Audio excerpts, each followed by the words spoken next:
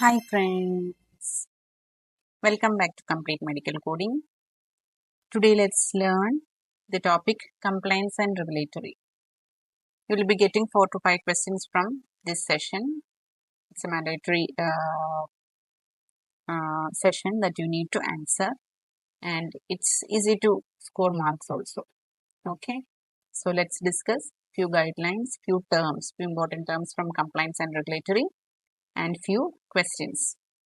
So before that, if you are new to the channel, please support me by subscribing to my channel and please press the bell icon so that you will be receiving notifications. So let's move on to the chapter. So friends, let's discuss few medical terminologies from compliance and regulatory. So as we all know, we are learning the CPC. It's under AAPC. Okay. And this is from the US government.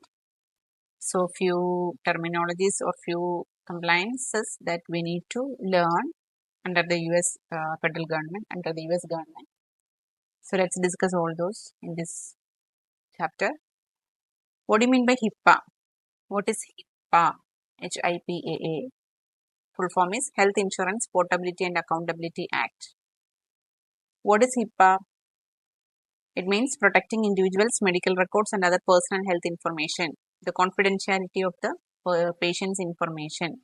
Okay, that is called HIPAA. Now, what is Medicare, Medicaid, workers' compensation, all these important terms? Medicare, federal health insurance for aged 65 and older, paid by recipients. So, Medicare, Medicaid, workers' compensation, these all are insurances under US. So, Medicare is a federal health insurance which is given to patients or which is given to individuals who are above 65 years or above. Okay, and these are paid by the recipients, means by the member itself. The premium is being paid by the member itself. What is Medicaid?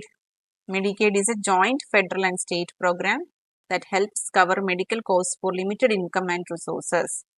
These are funded by federal government and each state. So Medicaid is for the insurance, insurance that is given to those individuals who is having limited income and resources. Okay, and this premium, it is being funded by federal government and not individually. This insurance is being funded by the federal government and each state. What do you mean by workers' compensation? It provides medical care for those who got injured at their workplace. Workers' compensation is a separate insurance which is being provided to those who are being injured at their workplace. Okay. Now, there are 4 parts of Medicare. Part A, Part B, Part C and Part D. This is important. You might be getting question from this session under compliance and regulatory. Okay. So, Part A, there are 4 parts of Medicare. Part A, Part B, Part C and Part D. Part A represents or Part A provides inpatient or hospital coverage, whereas Part B provides outpatient or medical coverage. Part C offers an alternative way to receive your Medicare benefits. Alternative way to receive Medicare benefits, it means Medicare Advantage Plan. Like alternative Medicare benefits are Medicare Advantage Plan like HMO or PPO. HMO means, see, I have mentioned the abbreviation down. HMO means Health Maintenance Organization and PPO means Preferred Provider Organization, like referring to a hospitals, referring to another hospital or referring to another specialty. Okay, so that is alternative Medicare plan under Part C. And Part D provides prescription drug coverage. Part D provides prescription drug coverage. The drugs are mentioning in or are covered in Part D Medicare. Okay, so these are few important terminologies that you need to remember. Now let's discuss few important questions from compliance and regulatory. What is PHI? First question. PHI. PHI represents protected health information. Answer is option D. Okay. The full form of PHI means protected health information. Second question. Intentional billing of services not provided is considered as some intentional billing which is not given to the patient. It is considered as fraud, right? So answer is option B, fraud. Third question. What OIG documents should a provider review for potential problem areas that will receive special scrutiny in the upcoming year? Compliance program guidance, safe harbor regulations, red flag rules, OIG work plan. Answer is option D, OIG work plan. Fourth question. Which of the following is an example of fraud? Reporting services with the codes supported by medical documentation? No. Storing orders for radiology services in the film jacket? No. Coding for an intermediate closure whenever a simple closure is performed? Yes. Having patients sign an ABN prior to a procedure that may not be covered? No. So answer is option C. Okay, coding for an intermediate closure whenever a simple closure is performed. Means the procedure done is a simple one and billing or coding for some complicated one. Okay, that's also fraud. Fifth question. When should a provider have a patient sign an ABN? ABN means advance beneficiary notice. It's like a consent. Okay. An ABN is signed when a service is statutorily excluded from coverage under Medicare. An ABN includes the items that may be denied and is signed prior to performing the service. Answer is option B. Okay, an ABN includes the items that may be denied and it is signed prior to performing the service, before giving the service, same like a consent.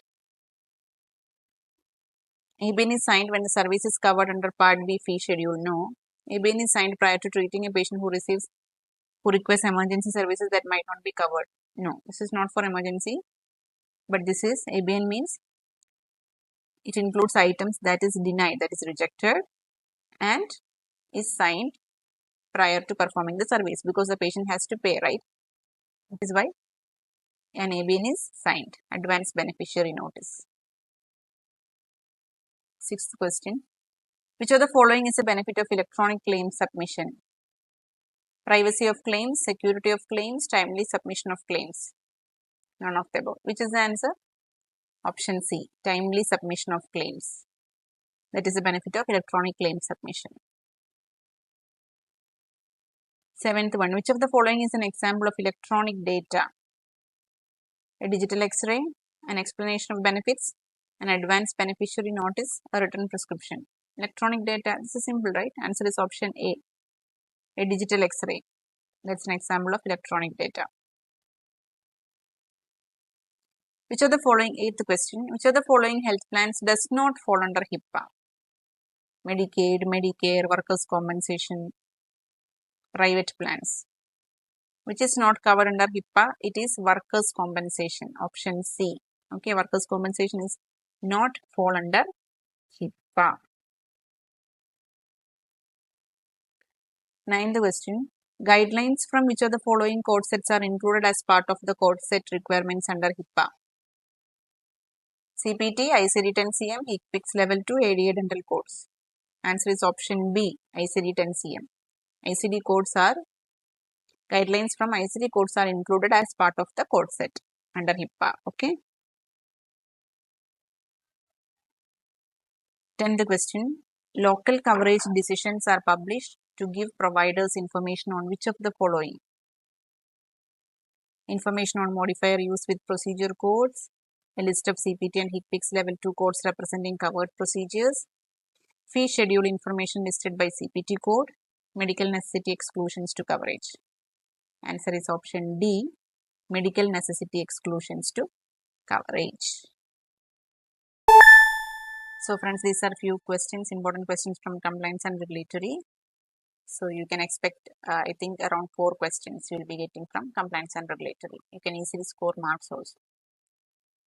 So let's see you in the next episode with more and more questions. Stay tuned for more videos. And if you are new to the channel, please support me by subscribing to the channel. And thank you all friends for your support. those who are already subscribed and those who are watching my videos. If there is any inquiries, you can mark it in the comments. Thank you so much. Bye. Take care.